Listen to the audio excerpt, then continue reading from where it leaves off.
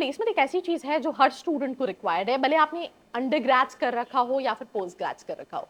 अब यूजुअली क्या होता है दैट यू स्टूडेंट्स जब अप्लाई कर रहे होते हैं इंटरव्यूज के लिए, तो वही किसी भी कैफे से एक रिज्यूमे प्रिंट करा देते हैं और उसके बेसिस पे अप्लाई कर देते हैं, या फिर एक ही सिंपल रिज्यूमे से वो 50 अलग अलग कंपनीज में अप्लाई कर रहे होते हैं, which is a big blunder. तो सिंपल सी चीज़ है, मैं टिप्स यही देना चाहती हूँ, अगर तुम्हें एक अच्छी जॉब चाहिए तो शॉर्टलिस्टिंग पहली जो है वो रिज्यूमे के बेसिस पे होती है।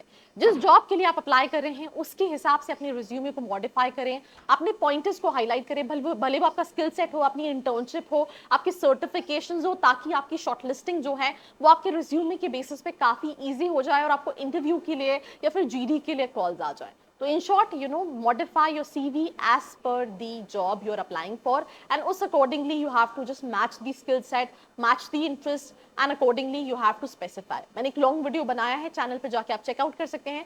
बाकी ऐसी वीडियोस के लिए फॉलो फॉर मोर।